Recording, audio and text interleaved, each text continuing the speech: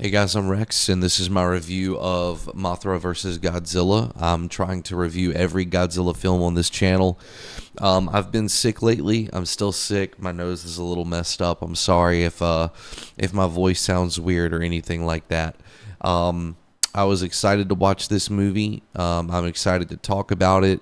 So far, I've reviewed the first Godzilla film, both the American version and the original Japanese version. I reviewed Godzilla Raids Again and Godzilla versus King Kong, or was it King Kong versus Godzilla? I can't remember. It was probably King Kong versus Godzilla, but it was the American cut that I reviewed. Awful, awful cut. So I'm going to talk about this one. I'm going to talk a little bit about, the some general information about this film, and then I've got some notes that I took on my phone. I've got some notes that I took on my phone here. So I'll kind of go through the movie a little bit, and I'll give my thoughts. So if you've seen this film, if you have anything that you want to share about this film, or if I get something wrong, leave a comment or like the video if you like it. So this was released in 1964. It was also called Godzilla versus the Thing in the United States. Let me see. Directed by Ishiro Honda. The budget. So I wanted to know the budget of this one. This budget was 143 million yen, which was roughly twice the budget of the original Godzilla. And this is the second straight film where they do monster versus monster. Of course, they did King Kong versus Godzilla first. Now they're doing Mothra versus Godzilla. Mothra had first appeared in her own kaiju film in 1961, and I was kind of like, I wanted to kind of know the history of that film. And I want to know the review scores on it too, actually. But anyway, she had her own film in 1961 where she became a beloved maternal kaiju with the help of her tiny twin fairies, which we're going to talk about those fairies a bit. Her success and strong female audience appeal led Toho to pair her against Godzilla after the hit King Kong vs. Godzilla in 1962. This is only 2 years after King Kong vs. Godzilla. Like they were pumping these out pretty quick. I was really impressed at how quick this was. I'm sorry, I actually want to make my camera just a little bit bigger here.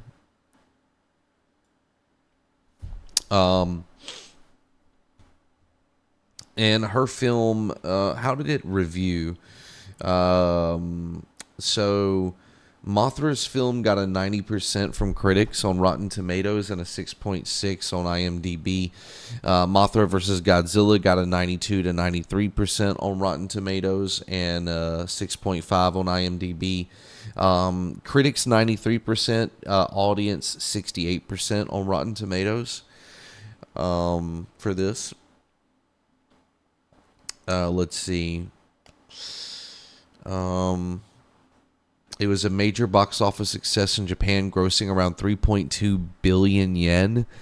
Wow, actually. It was the last Showa film to portray Godzilla as a clear villain. I didn't know that. That's interesting. Toho used a full-size Mothra egg prop and new techniques to elevate the production quality. U.S. release was titled Godzilla vs. the Thing to hide Mothra's identity in marketing. Interesting. Okay. So that's just like some interesting facts up front. I want to talk about my history with this film because I have a little bit of history with this film. Obviously, I had seen the original Godzilla film multiple times. So, I knew a lot about that going into the first review on this channel. I had never seen Godzilla Raids Again, and I had not seen Godzilla vs. King Kong except for like maybe once when I was a little kid, like maybe when I was like, I don't know, 12 years old or something like that, 13, 14 years old maybe at the most. So for this one, I actually remember watching this one quite a few times. I think that I had a copy of Mothra versus Godzilla on VHS when I was a little kid. So I think that this is actually one that I watched quite a bit. I remember. I'll probably tell this story multiple times, but I remember when my dad would take me to like Blockbuster Video and stuff like that when I was a little kid. I would cry if he wouldn't let me rent a Godzilla movie, and this one was a pretty popular one, Mothra versus Godzilla. So it's also the year my dad was born, 1964. So I watched this one quite a bit. I remembered quite a bit of this film as I watched it. It was nostalgic. It was nice to watch it again after all these years, and I'm looking forward to more of that feeling. I'm looking forward to watching more Godzilla movies that I fondly remember from my childhood, but I haven't seen in many years, just as like, just to tease a couple of them, Godzilla versus Space Godzilla, Godzilla versus Biollante, or Biollante, I think. Godzilla Final Wars. Oh God. Godzilla 2. I like pretty much like the Heisei era was like my favorite era in Godzilla, and we'll get to that later. But Godzilla versus Mechagodzilla, like a lot of these, I haven't seen all of them, but a lot of these are just going to be so nostalgic for me.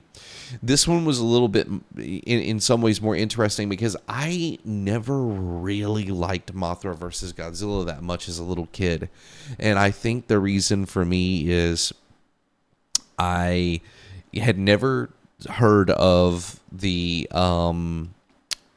Mothra movie. So I've never seen the 1961 Mothra film. Maybe one day I'll watch that. Just in case you're wondering, this was part of the Criterion collection, I think. So I watched I believe the Japanese. I don't think there is an American cut of this. So I just watched it in Japanese with English subtitles. I think the translation on the subtitles was pretty accurate. But anyway, I never really connected with this as a child. I remember like not quite. I would still watch it all the time, but I just never really bought into it like that. And I think a big part of it is, I never really bought into Mothra being able to really fight Godzilla. I mean, it's a moth, and it's Godzilla. And then the larvae or larva or whatever, the little caterpillars, which, they just look like, crawling poop in this movie.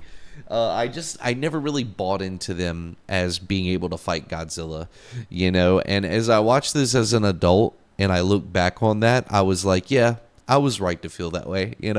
I kind of look back at myself as a child and I was like, yeah, no, you were valid to feel that way. I never really super connected with this film.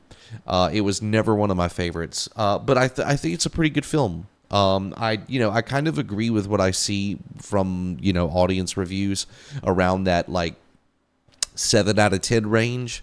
Like, yeah, I think that's fair. I think for me, probably be a little higher, like 7.5. But anyway, I know I'm rambling. I'm sorry.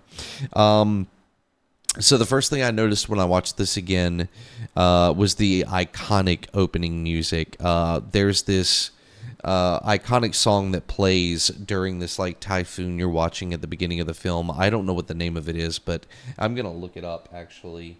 What is the name of the song that plays during the opening of Mothra versus Godzilla? Because that has to be like an iconic piece of music. According to this, it is simply titled Main Title, Akira Ifukube. I'm so sorry. But yeah, it's very powerful orchestral main theme. I remembered that. I think that's a theme that you hear in other films as well. And you see this, it's funny because it sets like an immediately like dark, serious tone with this typhoon destroying everything, and this like this main theme, orchestral theme playing, and it's like heavy and it's got weight to it. It's actually kind of interesting because I think the film kind of bounces around with its tone a little bit, where it does try to get serious at times. In fact, I think, I could be wrong because it all kind of starts blending together. And, I do other YouTube channels and stuff too, so this isn't all I do. But I think this is our first murder in a Godzilla film, like our first straight up murder. So there's like some dark elements to this, but there's also like, some goofiness, some lightheartedness. But I think more than that, it just kind of stays in the middle. It kind of stays in the middle in a pocket. It doesn't really get as like dark or as heavy as like the opening made me feel. That opening was super heavy. Basically, the typhoon destroys what looks like some type of plant. Looks like it's an industrial zone that's been destroyed by this typhoon. We're introduced to our main characters, a reporter and a photographer. The girl's a photographer. The guy's kind of a reporter. I don't know their names. I'm super sorry. I don't remember in the subtitles them saying their names a lot, and I didn't write them down. I apologize, but we meet them, and then of course, not before long, we also meet like a professor who comes to study the Mothra egg that washes up to shore. But anyway, they show up. They are there to kind of get the scoop on this typhoon destroying this industrial area. And they find what looks like maybe a piece of a shell or something that's glowing in radio. It turns out to be radioactive. So that's what happens in that scene. Let's see what else.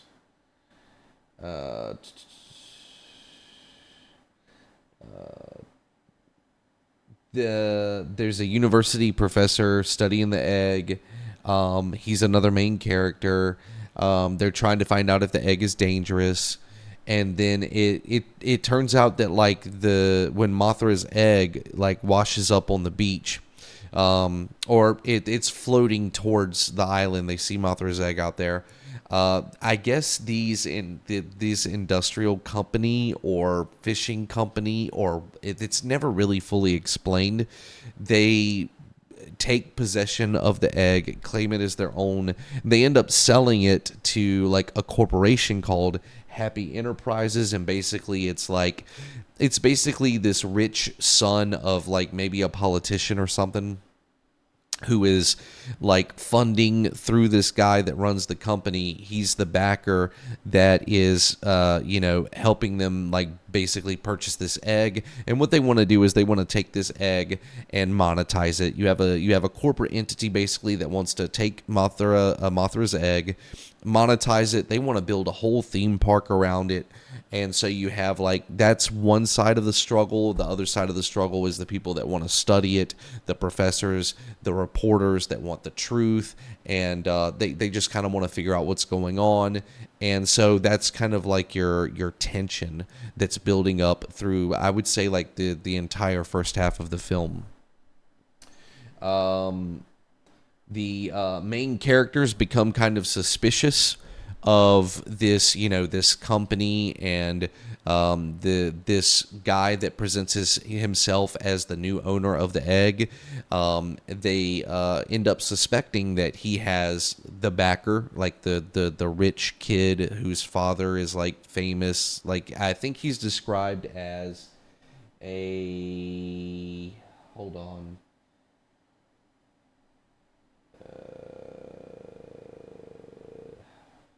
A major power broker in business, and his dad is rich and popular. He might be like a government official or something. So anyway, The way that they find out about this guy existing as the backer is they show the two guys having a business meeting. The guy that is, I guess, in charge of Happy Enterprises or Happy Enterprises, and then his backer. They're having a meeting in a hotel room about the egg, talking about like, how they're going to monetize this egg. And this is when the twins show up. This is the first time we see the twins, the Mothra twins, in a Godzilla film at least. And they request like, hey, give us back the egg. Give the egg belongs to Mothra. Give it to us. Return the egg. And of course, like, these dudes see the twins and they're immediately like, oh, we're about to make some money. They want to capture them, and probably turn them into a sideshow in their amusement park. The girls get away. Our main character comes snooping into the hotel room. Excuse me. Our main character comes snooping into the hotel room, like, oh, it sounds like something's going on in here. Is everything okay? And then he sees kind of what's going on. That's how they find out that they have a backer. That's not really super important. But then the twins approach our protagonists again. Our reporter, the guy, the professor, who's a guy, and then the girl who is the photographer. They get approached by the twins, and basically it's hilarious because the twins kind of call out to them. They run outside, see the twins. They're just sitting up on a tree branch, like high up on a tree branch. I don't know if they floated up there. I don't know if these, like, they're like 3 inches tall. I don't know if they climbed the tree. It was just hilarious how they were casually sitting on that tree branch. Anyway, they say the egg belongs to Mothra. The characters' reactions are interesting. This was when I had forgot that Mothra had her own movie prior to being in this one. But I realized that again when I was watching this scene, because the characters clearly know who Mothra is. They're just like, oh, the egg belongs to Mothra.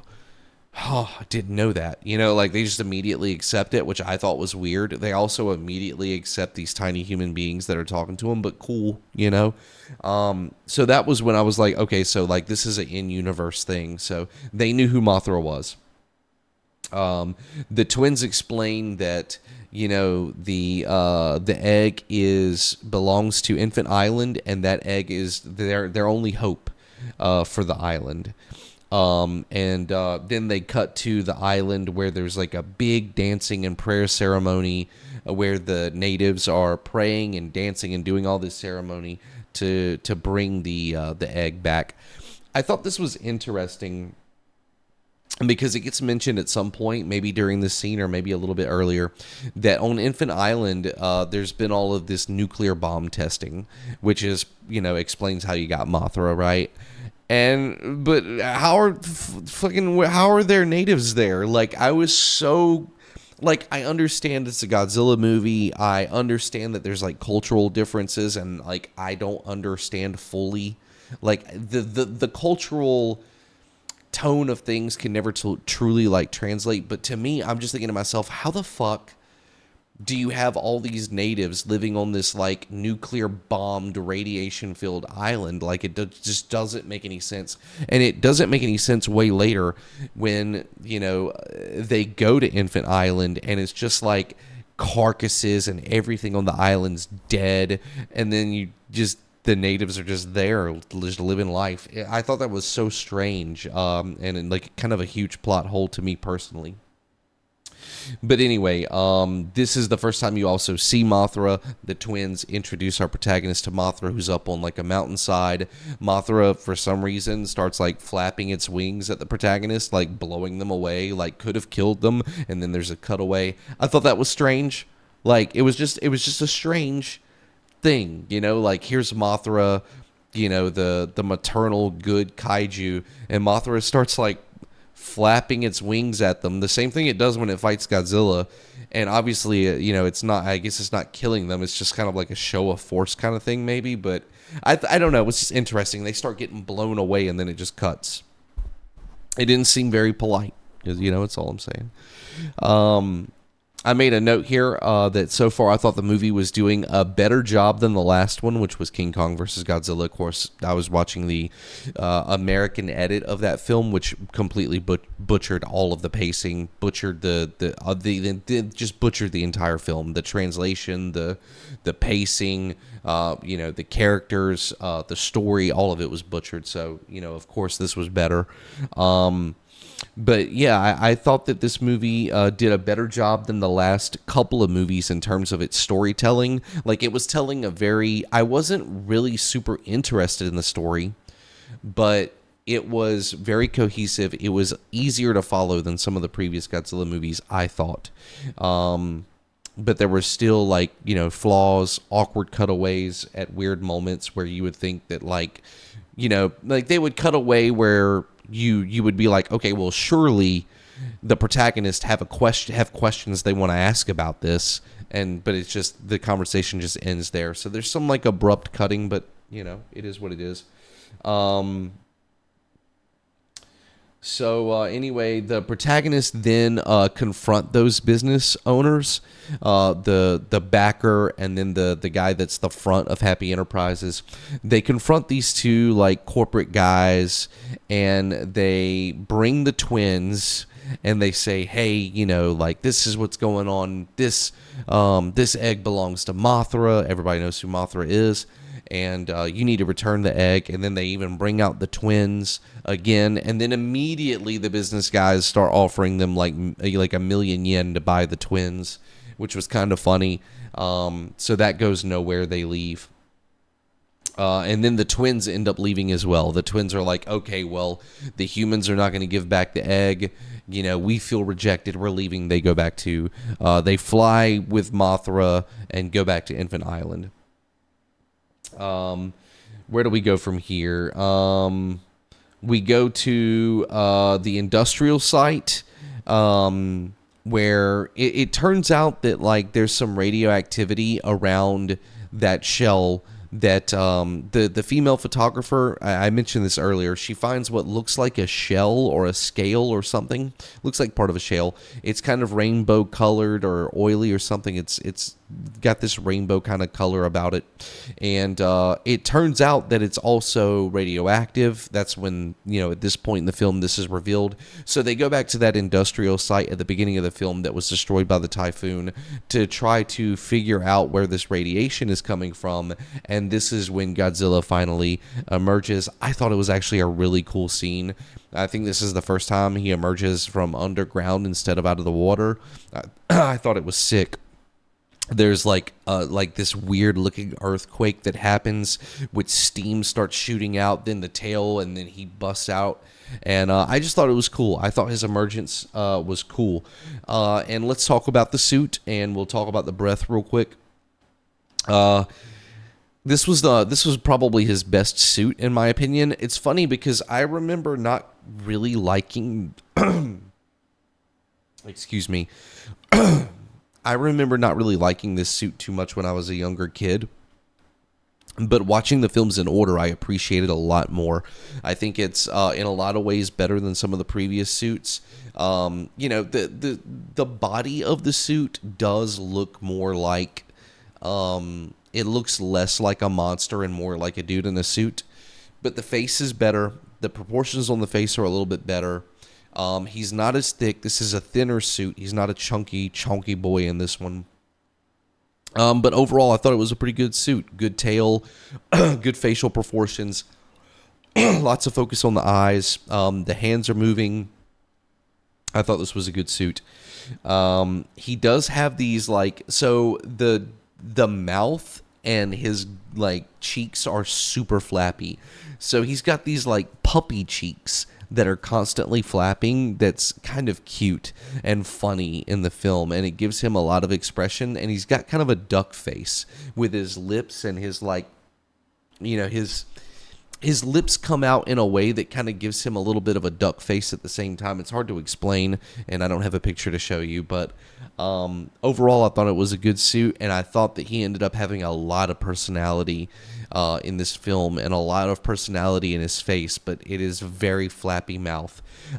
With his breath, he uses his breath, blue plates, flashing blue breath, but this time it's less of a mist, and this is the first time we kind of get more of a beam, more of a projectile beam. It's not all the way there, it's kind of a mix, but it's definitely less of a spray and more of a beam, which I'm a fan of, so I liked his breath more in this one.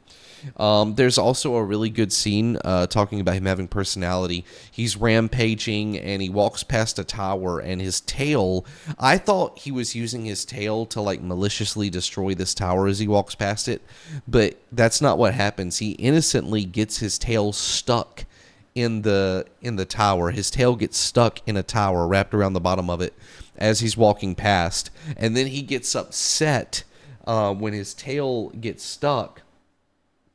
And he ends up like jerking away from it, kind of like an animal would, and he pulls the tower down, and the tower falls on him, and he gets all pissed off, and it's just kind of fucking hilarious. He gets like super angry and starts beating up the tower too.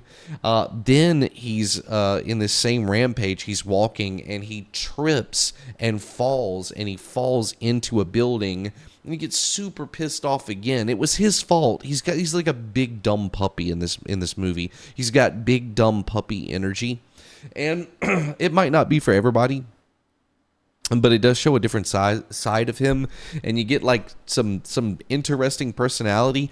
I can, if he's not a villain in the next film, which I'm not sure what the next film actually is, which Godzilla film released after. So the next film is Mothra.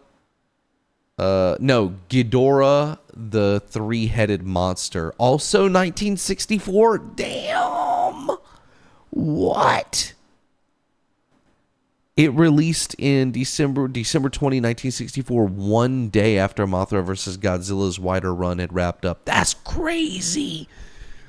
Yeah, so the next film is Ghidorah. Do you say Ghidra or do you say Ghidorah? It's spelled Ghidorah, so I'm going to say Ghidorah. When I was a kid, I used to say Ghidra. Anyway, Ghidorah, the three-headed monster. So that's next. I can kind of see how they could get to maybe wanting to use him as a good guy, because I do think he kind of came off empathetic with this like dumb puppy energy in this movie. Anyway, he's falling into shit and getting mad at buildings, and getting his tail stuck in stuff. I thought it was funny. I really enjoyed it. I thought the cinematography did a really good job of making him look huge in this film. I think they went out of their way with certain shots. He looks blurry, by the way. He looks super blurry in a lot of the shots. It's like this is like the Bigfoot version of Godzilla. He's just blurry in a lot of these shots. But they did a really good job making him look huge in some of the shots. The destruction was good. I thought the destruction was good. I don't know if it's the best in the series so far. Probably not, but it was good enough for sure. But I really liked some of the shots. He looked appropriately fucking huge in some of the shots. So I really liked that. But they also did not make any of the destruction scenes look really dark and gritty. So it kind of, like I said earlier, it kind of stays in this middle pocket of like kind of being serious, but not really. Like, they don't show people getting like necessarily murdered by Godzilla. They don't show like the horror in the streets. They kind of don't show much of the human element at all. They just kind of show him walking through sets, walking through buildings and stuff like that. So they never really tried to put any touch of horror into it, in my opinion. They just kind of stayed in this pocket of, I think, kind of keeping it light, popcorn friendly, so to speak. Anyway. Our protagonists end up going to Infant Island. They're going to ask the twins if Mothra might help fight Godzilla. Godzilla's in Japan. The egg is in Japan. They think, well, maybe to defend her egg maybe Mothra will fight Godzilla for us because we don't know what to do. The military is going to try this plan to electrocute Godzilla. You know, it backfires. Spoiler. So they go to Infant Island and they meet the natives there. And you know, this is another scene where I was just like, I was so thrown because they get to the island, you know, they're wearing radiation suits, but nothing above the neck. Like, I get it, you're acting and you need to see facial expressions, but like, brother. And it's just carcasses and skeletons of animals, some of which look almost prehistoric and stuff on the island. So it's like, you know, this is not safe. This is a nuclear bomb testing site. But whatever. You know, the natives aren't wearing radiation suits, so we just kind of have to say fuck it. As these things tend to go whenever characters in a Godzilla movie go to an island with natives, except for the first one, you know, shout out to the OG. They immediately get kidnapped by the natives. The natives say, "What do you want?" They say, "We need Mothra's help." The natives say, you know, "No, we can't trust you." This is where they do kind of touch on the nuclear history of the original messaging of the original Godzilla film, where they kind of talk about, you know, your nuclear testing. I think they call it like the devil's fire. You're using like the devil's fire, and look at what it's done to this island. We can't trust outsiders.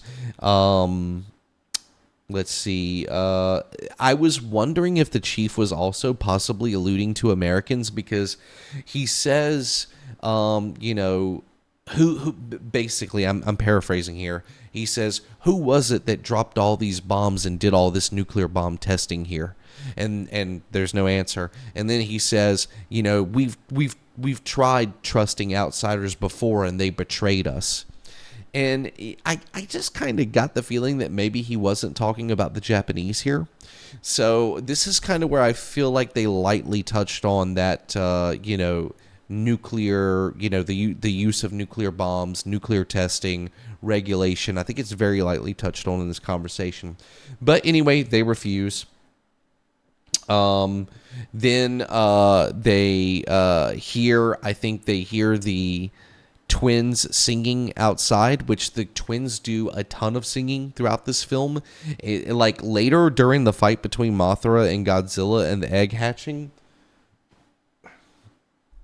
the twins have like 4 or 5 songs from there to the end of the film. Like they cut from like Godzilla fighting to like a new song from the twins. I'm not gonna lie to you, I don't want to sound like an asshole. I got so annoyed with these twins and their singing, and I just for whatever reason couldn't connect with them. But anyway, they say that they can't help, but then the protagonist giving him, you know, an empowered speech about how we have to come together. We can't judge each other, even though we may have wronged you before. Like, we have to stand together. Please don't judge us all by, you know, don't judge the whole by a few. And then Mothra like squeals, or whatever you want to call it, squeals, and they say, okay, Mothra's gonna help. Mothra's gonna help. So Mothra agrees to help, but they also say that Mothra is at the end of her life cycle, so we know Mothra is going to die. We cut to the military. They're talking about their lightning generators. Godzilla attacks again. We cut back to a Godzilla rampage.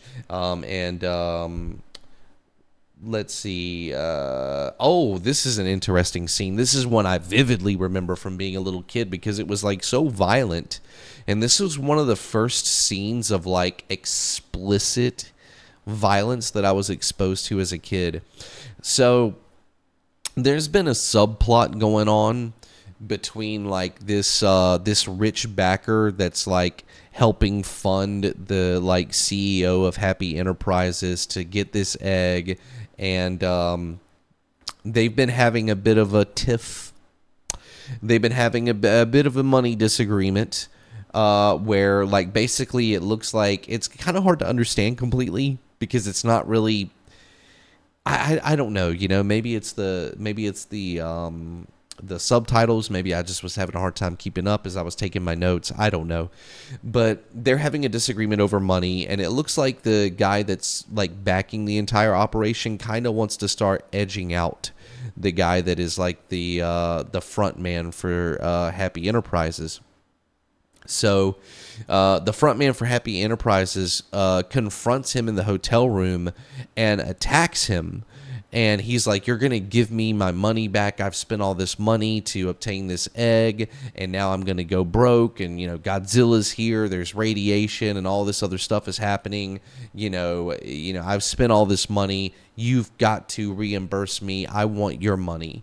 And he starts beating the shit out of this dude. He starts like punching him, like he's full mounted him, and it shows him punching him. And it's just like, the way it's shot, it's like pretty intimate. Like you don't see the guy, you can't see his face. It's like how I am right now. Like if I was punching somebody down here, you couldn't see, right? But he just really like wails on him, like 3 strong punches to the face, and the guy's nose is all like bloody and broken. And then the CEO guy goes over and starts to take this dude's money out of like this cabinet that he's keeping all his money in. And the young rich backer, like, he crawls over to his desk, sees that Godzilla, by the way, is approaching this hotel now. He's going to destroy this hotel. So the CEO, not the CEO guy, but the backer, reaches into his desk, pulls out a gun, shoots the CEO guy in the back once or twice. He dies. The backer grabs as much of his money as he can. He tries to get out. Godzilla ends up walking through the hotel, fucking destroys it. Everybody dies in the hotel, including the rich guy. So they're both dead. And it was just. I just remember that as a little kid. I remember the way he punched him and the sound effects and how like it had a weight to it that I think was kind of surprising to me as a child. And even watching it as an adult, I was like, man, like that was very serious compared to like everything else. Like the rest of it's just kind of been a monster movie, and it hasn't really been like gritty or dark or anything like that. But I remember that scene that it was just heavier to me for some reason, and it had more weight to it. I don't know, I don't know. I just felt that way about it and wanted to share it. I don't think there's really anything else to say about it, but I always remembered that as a kid, like, damn, he really beat him up. And I think that's the first murder that we see in a Godzilla film. But anyway, they both die. Godzilla walks through the hotel. Godzilla approaches the egg. He tries to get to the egg. And of course, as Godzilla, it looks like he's about to destroy the egg or do something to it. Mothra shows up and they have a fight. I'm going to be honest with you. The fight is okay. I mean, it's, Mothra is a moth. Mothra doesn't have a ton of weapons. Godzilla tries to hit Mothra a couple of times with his breath. He can't get a shot off.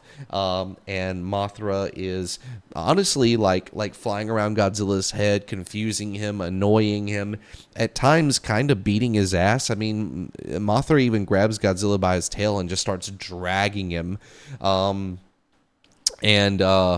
It is kind of just whooping his ass, and then starts using its like ultimate attack, I guess, its final attack. This is according to the little twins that are, now watching with everybody else watching the fight between Godzilla and Mothra. They say this is Mothra's final attack. It's a poison pollen attack. So, Godzilla's been knocked down, Mothra's dragged him off, and now Mothra's flying above Godzilla doing a poison pollen attack. And it was just kind of funny because immediately after the twins are like, it's poison pollen, it's going to kill, Godzilla, it's dangerous.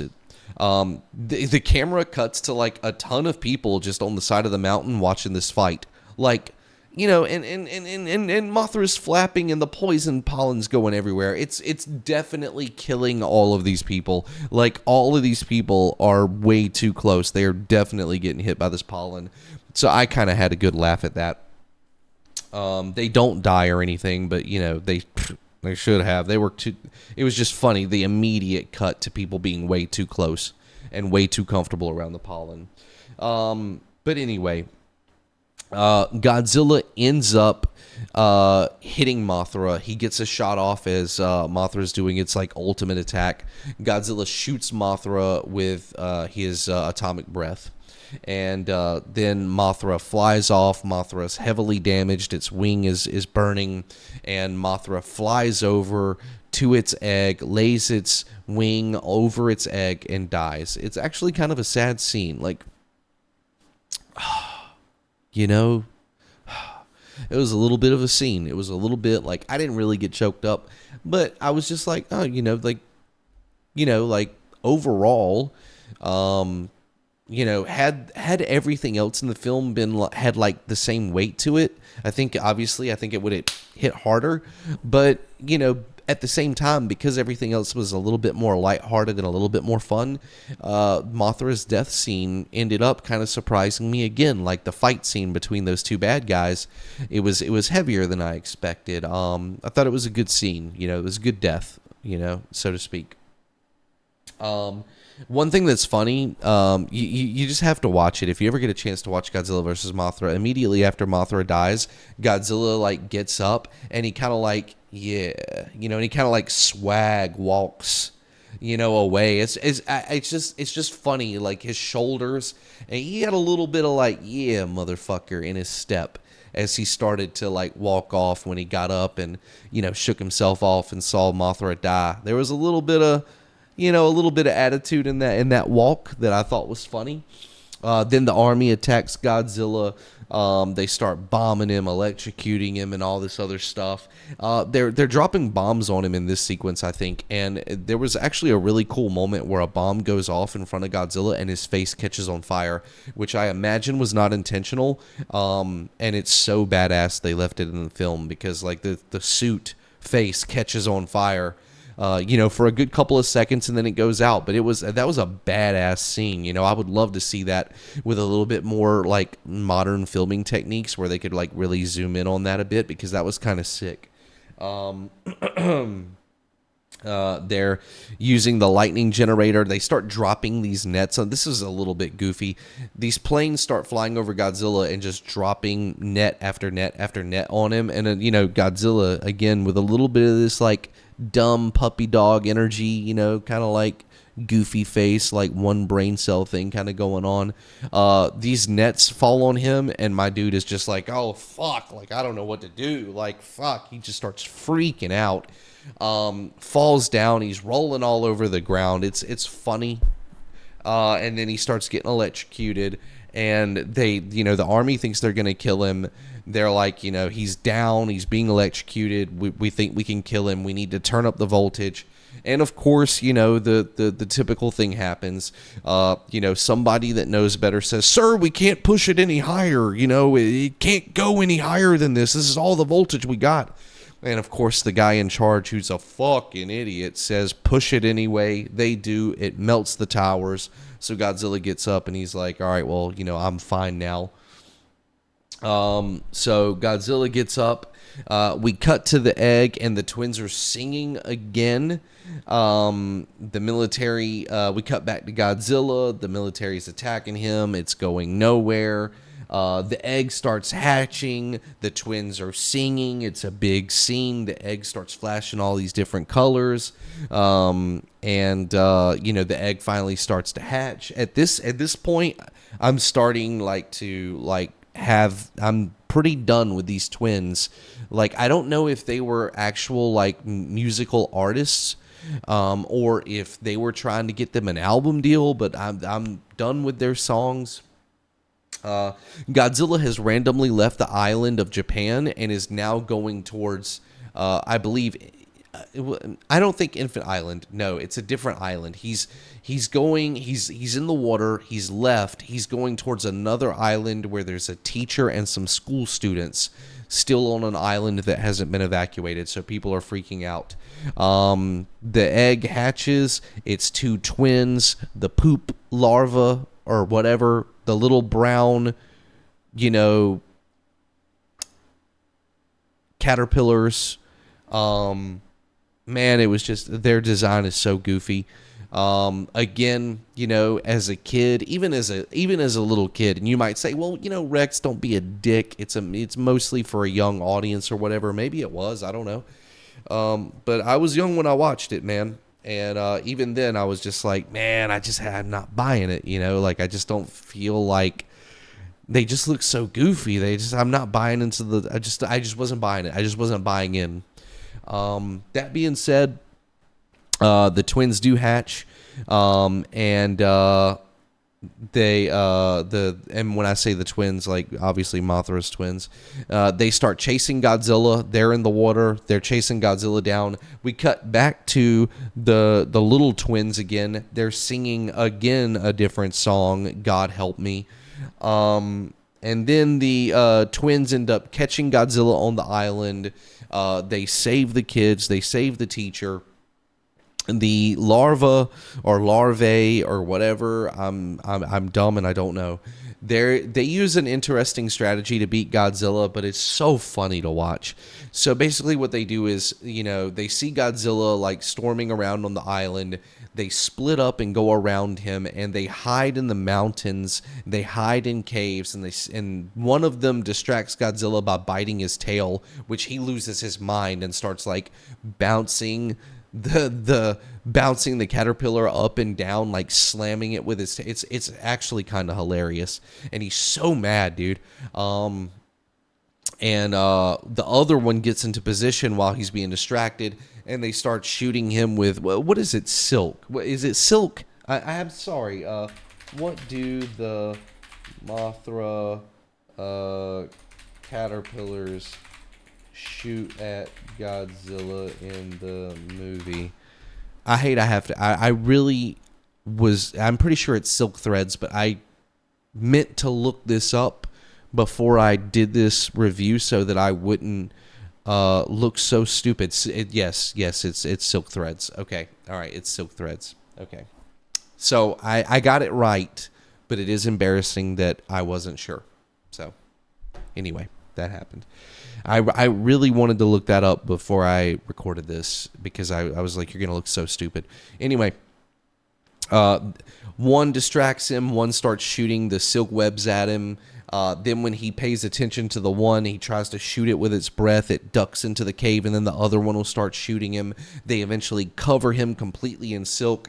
By the way, he just stands there. Like, this goes on for a while. This goes on for a long while. They're just shooting this silk at him. He doesn't, like, try to maneuver. He doesn't try to walk away. He doesn't approach them. Like, when he shoots his fire at them and they duck into the caves, he doesn't, like, just go over and grab them and be like, hey, motherfucker, like, just throw it like a football. He just stands there completely confused, doesn't know what to do, gets overwhelmed. They eventually completely cover him in the silk. He's basically like in a mummified position, like, and he falls down. We've done this before. He falls off the mountainside into the water. And, and then the twins go back to Infant Island on the twins. And, everybody says goodbye, and then it immediately just ended. Like, there was no credits or anything. It was just like the word end popped up, and it was like, fuck you, I'm out. And it just stopped. So I thought that was weird. But yeah, anyway, the twins fight with Godzilla, even as a kid, I had a hard time suspending my disbelief. Same thing with the Mothra fight. I always felt like, Mothra needed better writing because Mothra didn't really have too many weapons, too many ways to attack, too many ways to do damage. And also seemed pretty fragile. So it was hard to buy into Mothra as like somebody that could fight Godzilla. And these two little turd goblins that are shooting silk at him, it was even more laughable. But all that being said, I know I'm taking some jabs at this movie. Maybe I'm being a little bit of a dick, but I have to say, overall I liked it. I think it was a solid 7. It was coherent. The footage was good. They had definitely improved with the recording, the quality of the video, the quality of the audio. The acting was mostly good, although it's really funny if you pay attention. Now I'm not a professional actor. Funny, I was gonna be. I went to college for theater. So I've been cringe my whole life. But the woman protagonist that is the photographer, it really seems like she's overacting in so many scenes. Now, I'm not Japanese. It's hard for me to tell. And, acting tropes back in the 60s, probably way different, right? So who knows by the standards then. But if you pay attention to her in several scenes, like she's just really going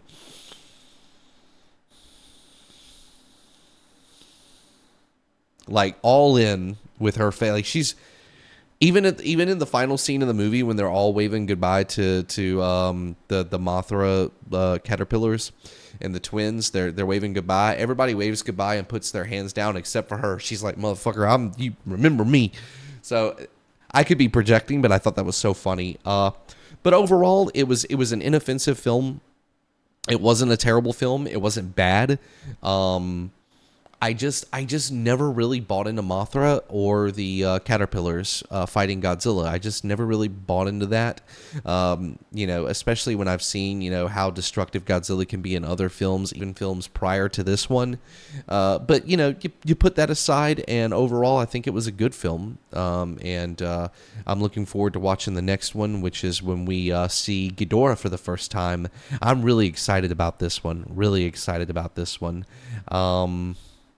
Let's see. What was it? Ghidorah, the three-headed monster. Is that what the name of it is?